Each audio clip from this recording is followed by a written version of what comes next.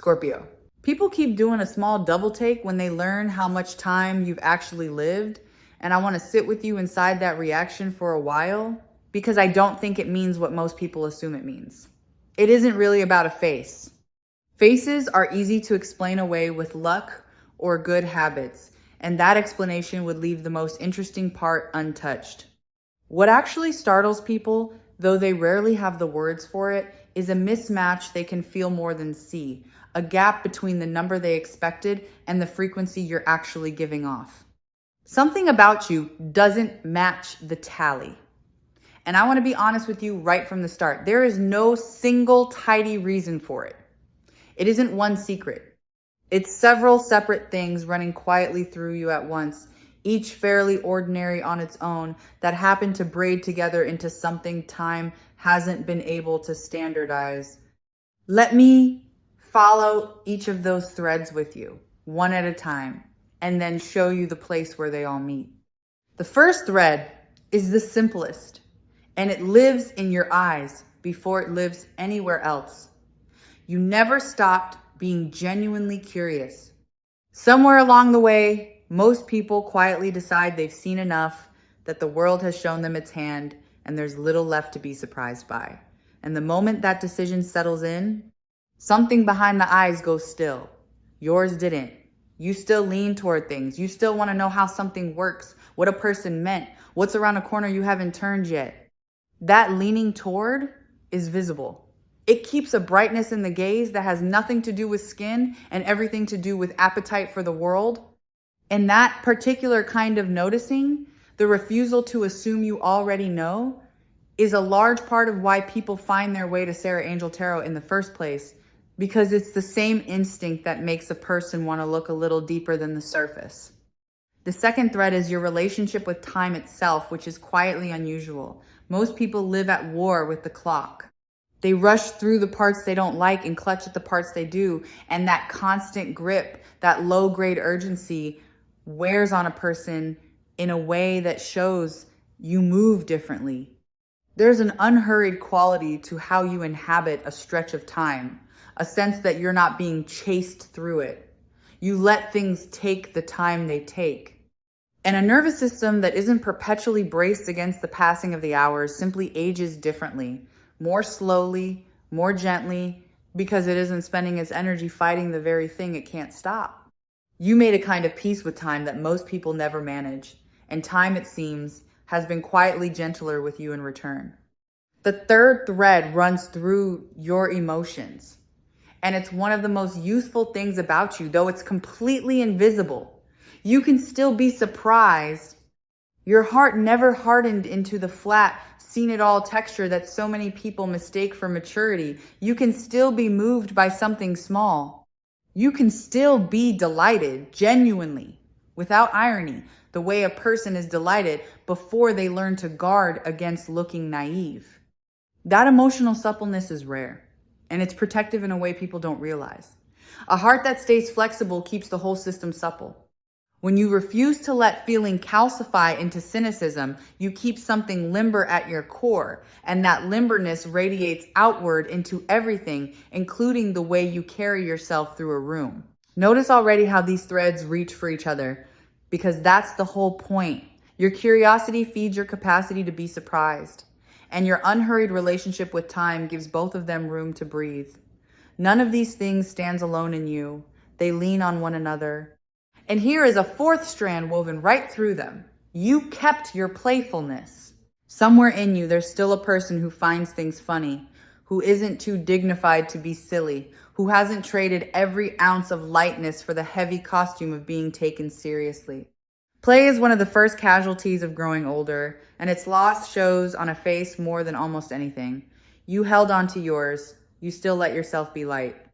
And lightness, the actual physical quality of not being weighed down, is one of the truest fountains there is. The fifth thread is subtler and lives in what you don't carry. You have a way of processing things and then letting them move through you, rather than storing them in your body like sediment. Most people accumulate. They hold on to old grievances, old fears, old versions of a story that hurt them, and all of that gets warehoused somewhere in the muscles and the breath and the set of the jaw. You tend to metabolize instead. You feel a thing fully and then you release it. And because you aren't hauling around the compounded weight of everything that ever went wrong, you don't move like someone burdened. There's a lightness in the body that comes only from a mind that doesn't hoard its wounds. And yours has learned, maybe without ever naming it, how to set things down. Let me follow a sixth thread, because it explains something the others don't quite reach. You meet change as movement rather than as threat. For a great many people, change becomes the enemy somewhere along the way, and they spend enormous effort trying to freeze their life into a shape that feels safe, and that resistance to change is itself a kind of aging, a stiffening, a bracing against the flow of things. You've kept more fluid than that. When something shifts, some part of you is willing to shift with it rather than dig in. And fluidity, the willingness to bend and adapt and become slightly new, is the opposite of the rigidity that time uses to age a person. Rivers don't grow old the way stones do. You've stayed more river than stone. Here is a seventh strand, and it's one of the most powerful because it's so easy to overlook. You are actually present. So much of what reads as age isn't really age at all. It's absence, the vacant quality of a person who is physically here but mentally somewhere in the past or the anxious future, running old tapes, rehearsing worries. You have a real capacity to be here in the actual moment you're standing in, and presence has no age. A person who is fully present is lit from a different source than the calendar. When you're genuinely in the room, genuinely listening, genuinely tasting your own life as it happens, you step outside of time in a small way, and that steadiness in the now is something people feel the instant they're near you, even if they'd never think to call it what it is. This is exactly the kind of thread a reading here on Sarah Angel Tarot loves to follow. The invisible reason behind a visible impression. The quiet mechanism underneath a thing everyone notices, but no one can quite explain. And there's an eighth thread I don't want to miss, because it's woven tightly through the others. You stopped performing for approval a while ago, or maybe you never fully started. There's a self-possession in you that doesn't need the constant reassurance of being liked. And that inner steadiness reads strangely as youth. It reads as youth because anxiety ages a face, and the particular anxiety of always wondering whether you're acceptable is one of the most aging of all. When a person quietly knows who they are and stops auditioning for everyone else's approval, the tension drains out of them, and what's left is something clear and unbothered, and yes, young, because ease itself looks young. Consider a ninth strand, one that surprises people when they finally notice it in you. Your willingness to keep being a beginner. Most people arrange their lives past a certain point to only ever do the things they're already good at, because being a beginner is uncomfortable and a little humbling. You still let yourself start. You'll pick up something new even knowing you'll be clumsy at it, even knowing you'll be the least skilled person in the room. That willingness to be new at something is one of the most vitalizing choices a human being can make, because it keeps you learning, and a learning mind stays plastic and alive in a way that a mind resting entirely on its old competence simply doesn't. Every time you consent to be a beginner, you pour a little more youth back into yourself. And a 10th thread, close to the last one, but distinct. Your imagination never went quiet. You still picture things.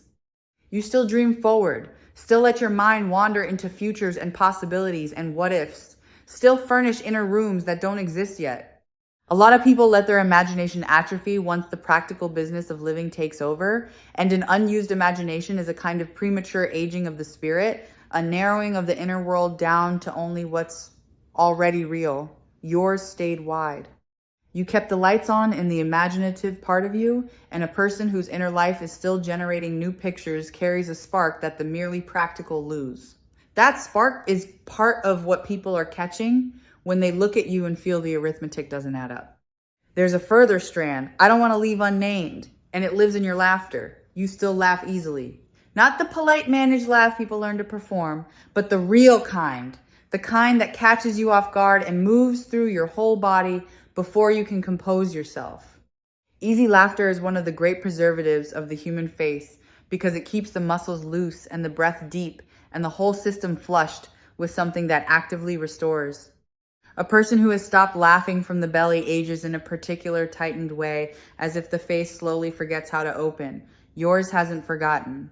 You still let things be funny, still let delight take you over, and every real laugh is a small act of renewal you're performing without even trying. Another strand runs through the way you meet people. You never close the door on new ones. It would have been easy, past a certain point, to decide your circle was complete, that you'd met everyone you needed to meet and had no more room for strangers. Plenty of people quietly make that decision, and it shows, because someone who has stopped being curious about others develops a certain guardedness, a slight suspicion, a closing of the face toward anyone unfamiliar. You kept the door propped open.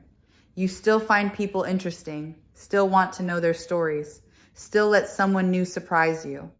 That ongoing openness to other human beings keeps something warm and available in your expression, an unguarded quality that reads instantly as younger than the guarded alternative. Here is a quieter strand, one that lives in your capacity for awe. You still stop for things. A certain quality of light, a piece of music that catches you, the particular way an ordinary evening settles into itself, and something in you actually pauses to feel it rather than rushing past. Awe is not a small thing. When a person lets themselves be genuinely struck by beauty, the whole system resets for a moment. The worries quiet, the grip on time loosens, and something gets restored that the daily grind steadily depletes. Most people train themselves out of awe because it feels impractical, and in doing so, they lose one of the most rejuvenating experiences a human being has access to. You kept the capacity. And every time the world stops you in your tracks, you take a small drink from a very deep well. There's a strand in how loosely you hold your own self-image, and it matters more than it seems. Some people, past a certain point, decide exactly who they are and then defend that definition for the rest of their lives, refusing any evidence that they might be changing, growing, becoming someone slightly new. That rigidity of identity is its own kind of aging, a refusal to keep moving. You've held your sense of self more loosely than that. You allow yourself to still be in progress, to surprise yourself, to change your mind, to become. And a person who is still becoming carries an unfinished, forward-leaning quality that a fully settled person loses. You didn't file yourself away as complete, and that openness to your own ongoing becoming is one of the most youthful postures there is. Another strand shows in the way you live inside your own body. Many people, as time passes, begin to relate to their body mainly as an object to be inspected and worried over a thing that is failing them, and that anxious, adversarial relationship shows in how they hold themselves. You've kept, more than most, a sense of your body as an instrument for living rather than an object to be judged. You use it. You move through your life inside it rather than standing outside it critiquing it. And a person who inhabits their body, who is at home in it, who moves like someone living rather than someone bracing, carries an ease of motion that anxious self-monitoring can never produce. Being at home in your own skin is a kind of youth that has nothing to do with the skin itself. A tender strand lives in how readily you let people off the hook. You don't tend to build monuments to the ways others have wronged you. Grudges are heavy, and they settle into a face over time, pulling it toward a permanent, subtle hardness, a wariness around the eyes and mouth that the person carrying it usually can't even feel anymore. You've stayed lighter than that. You forgive, not because you're a pushover, but because you understood somewhere deep, that carrying an offense costs you far more than it ever cost the one who caused it. A face unburdened by a lifetime of stored resentment stays softer, more open, more approachable, which is exactly the quality people register as younger.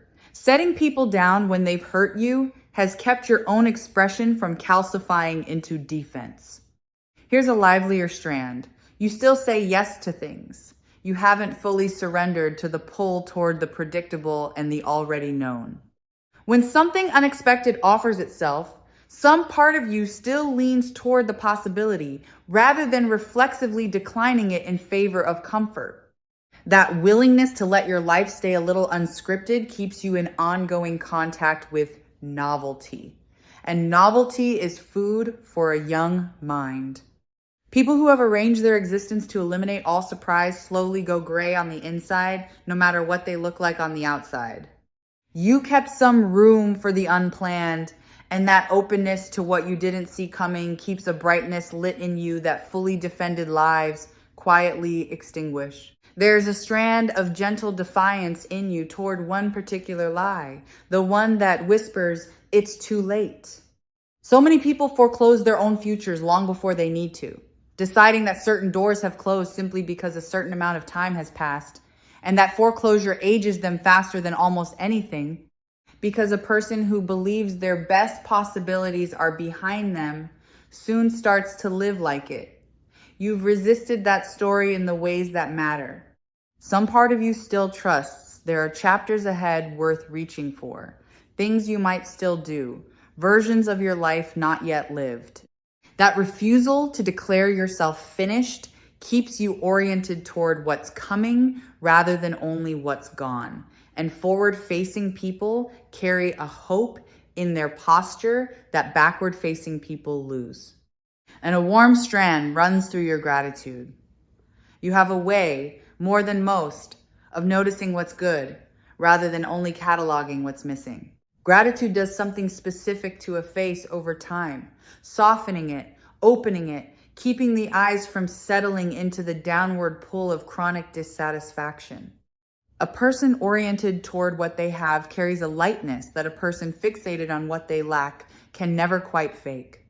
You've kept your gaze tilted toward the good, and that habitual appreciation has quietly shaped how you see the world and, in turn, how the world reads you. Gratitude is not only a passing feeling across a life, it's a sculptor, and it has been kind to you. There's a strand here that runs against everything the busy world preaches, and it's your permission to rest.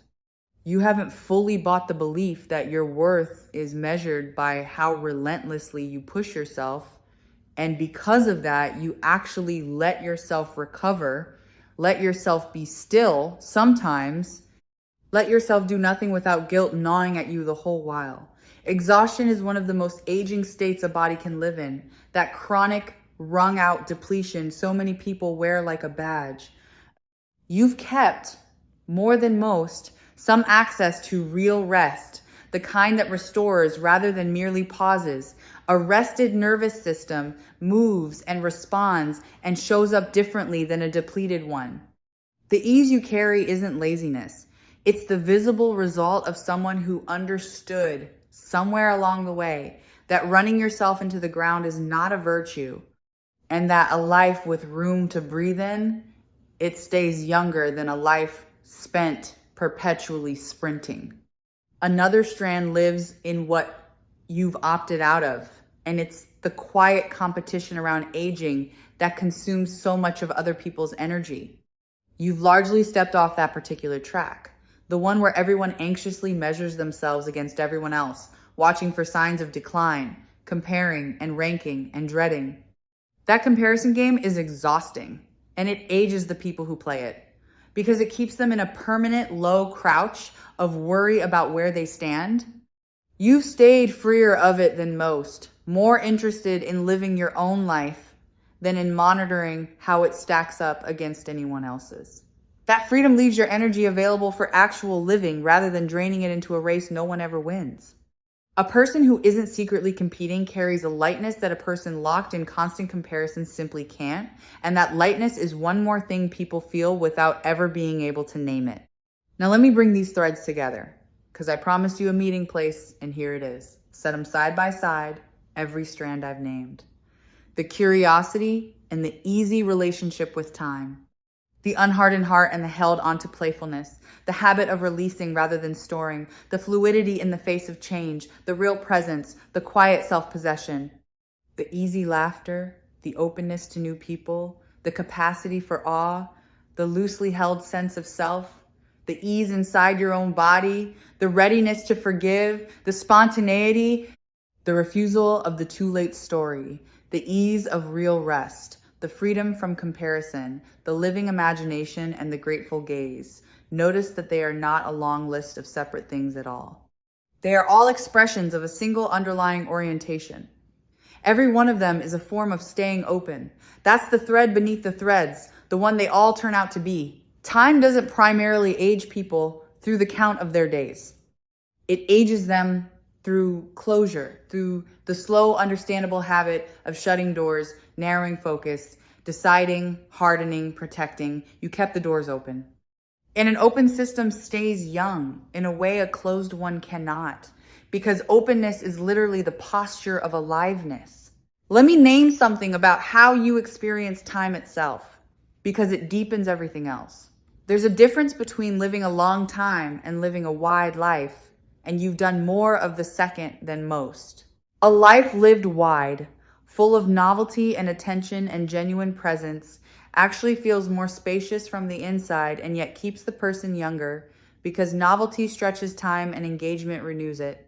People who let their days blur into identical repetitions experience time collapsing, speeding up, graying over, and it ages them from within. Your days have kept their distinctness because you've kept paying attention, and a life of distinct, fully inhabited days stays green in a way that mere duration never threatens. You've been living wide, and width, far more than length, is the real measure of a young life. Let me offer you an image for all of this, because sometimes an image holds what an explanation can't reach.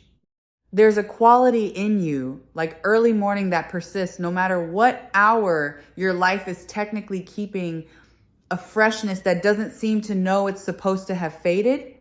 Some people carry a season inside them that has nothing to do with the season they're standing in. And you carry something like an early, unhurried, dew-still morning, the part of the day when everything still feels possible and unspent. That inner weather is why the outer count feels wrong to people. They're reading the morning in you and can't reconcile it with what they were told to expect. But there's no contradiction that needs resolving. You can carry morning inside you at any point along the road, and you plainly do, and that inner freshness is worth far more than any calendar's opinion of where you happen to be standing. So when someone does that small double take at the mismatch between your age and your presence, understand what they're actually reacting to. They're not really surprised by your skin. They're surprised by your openness, though they don't have that word for it. Somewhere in them, mostly unconsciously, they've come to associate a certain number with a certain closing down, a settling, a dimming. And you contradict that association simply by being open and lit and interested. Their surprise is the sound of a stereotype quietly breaking in their hands. You are living proof that the dimming isn't inevitable. And some deep part of them registers that as almost impossible because they've seen so few examples of it. Their shock is a compliment they don't fully understand. They're paying you. I want to be careful here to name what this is really about, because it would be easy to hear all of this as being about looking good, and that would shrink it into something far smaller than it is. This is not vanity. This is vitality. The youthfulness people are sensing in you is not a surface achievement to be protected with products and worry. It's the visible overflow of how alive you actually are on the inside. The looks are downstream. The real thing is the aliveness, the open, curious, present, unhurried way of being that happens to show up on the outside as a kind of agelessness. If you only ever chased the outward look, you'd miss the point entirely and probably lose the very thing that creates it. The invitation isn't to preserve a surface. It's to keep tending the aliveness that the surface is only reflecting.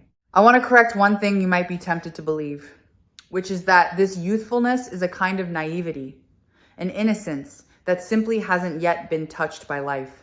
It isn't. Yours is something rarer and stronger than that. You've clearly been touched by life. You felt its weight. You know what it can do, and you chose openness anyway. That's not the openness of someone who has never been hurt. It's the hard-won openness of someone who has been and decided not to let it close them. That informed kind of openness, the kind that knows better and stays soft regardless, is the most beautiful version there is, because it isn't fragile. It's a choice made again and again by someone with every reason to choose otherwise. You are not young because you don't know. You're young because you know, and you stayed open anyway. Let me speak gently to how this is protected, because it can be dimmed, and I'd rather you guard it consciously than lose it by accident. The threats to this kind of youthfulness are almost never physical. They're internal. The main one is a slow closing of the heart, usually in response to disappointment, a quiet decision that it's safer to expect less, feel less, hope less. Every time you resist that particular temptation, every time you choose to stay open even after being hurt, you protect the wellspring. Another threat is the creep of bitterness, which is really just curiosity gone sour. Guard against letting your interest in the world curdle into a settled verdict against it. As long as you keep choosing openness over armor, wonder over cynicism, the source stays clear, and it will keep doing for you what it's always done. There's something worth noticing about what your energy does to the people around you, because it doesn't stay contained in you. Openness is quietly contagious. When people spend time near someone who is genuinely curious, unhurried, present, and light, something in them tends to loosen too, almost against their will. You give the people around you a small silent permission to be more open themselves, to lower their own armor a little, to remember that the dimming isn't mandatory.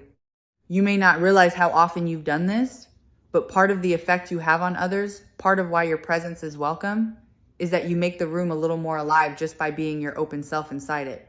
You're not only staying young, you're quietly reminding other people that they're allowed to notice, if you ever have, how children and animals tend to respond to you, because they are the most honest instruments for this. Little ones and creatures don't read faces for age. They read energy directly, without the interpreting layer that adults lay over everything. And they tend to gravitate toward exactly the kind of open, present, unguarded quality you carry, because it feels safe and warm and alive to them. If children seem easy around you, if animals settle near you, unbothered and drawn in, take it as confirmation of everything I've been describing, because they're responding to the frequency underneath the face, and their instincts don't lie. They're picking up the same youthfulness the adults are startled by. They simply feel no need to be surprised by it. I don't want you to think any of this happened to you by luck, because that would rob you of something you earned. This openness of yours is not an accident of temperament that you can take no credit for. It's the sum of 1,000 small choices, most of them made without any grand intention, each one nudging you towards staying open rather than closing down. Every time you let yourself be curious instead of dismissive. Every time you chose to be surprised instead of jaded. Every time you released a hurt instead of filing it away, you were tending this thing, whether you knew it or not. The agelessness people notice is not a gift you were handed. It's a garden you've been quietly keeping, and the fact that you kept it without even naming it makes it more yours, not less. Here's a thought I want you to sit with, because it reframes the whole trajectory ahead of you. This quality doesn't have a peak that you're at risk of passing. The kind of youthfulness that comes from openness has a strange relationship with time, in that it can actually deepen as you go rather than fade. A person can become more curious, more present, more fluid, more willing to begin again, as the seasons accumulate, not less. So the best of this may genuinely still be ahead of you. The version of you further along the path, if you keep tending the openness, could carry even more of this light than you carry now, because you'll have had more time to practice the very things that generate it. Nothing about this says the shine is behind you. If anything, it says you're just getting good at it. Let me point out the mirror people keep holding up to you, because I want you to actually believe what it's reflecting. When someone reacts with surprise to your age, they are, without meaning to, showing you something true about yourself that you might be too close to see. It's easy to dismiss their reaction as politeness or exaggeration, to wave it off, to not quite let it in. But I gently encourage you to receive it instead, not as flattery, but as data. They are picking up on something real. The frequency they're responding to is genuinely there. So the next time you catch that double take, instead of deflecting it, let it land and let it remind you of what your own way of living is quietly generating. Their surprise is an accurate reading of your aliveness. You're allowed to trust it. If any part of you has been made to feel by a world that can be careless about these things, that the time you've lived is somehow a liability, I'd like to set that idea down for you gently. The number attached to your age is not what people are responding to when they light up around you. What they're responding to is everything you've grown into. All the openness and ease and depth that only a life actually lived can produce. You couldn't have this quality without the road behind you, which means the very thing you might have been taught to downplay is inseparable from the thing that makes you magnetic. Your age isn't in tension with your youthfulness. It's the soil it grew in. There's nothing to apologize for and nothing to hide. The whole of what you've lived is precisely what makes the light so surprising to everyone who meets it. I want to draw out one more subtlety because it completes the picture. The very fact that you may not have realized any of this about yourself is itself part of the youthfulness. There's an unself-consciousness in you, a lack of preening, a way of being open and curious and present without turning it into a performance or a project. That unself-consciousness is a form of innocence in the truest sense, not naivety, but a lack of calculation, and it's one of the most quietly magnetic things a person can carry. If you'd been managing this energy deliberately, curating it, it would read as effort, and effort ages a face. Because it's simply who you are, it reads as ease, and ease is timeless. The unawareness was part of the magic.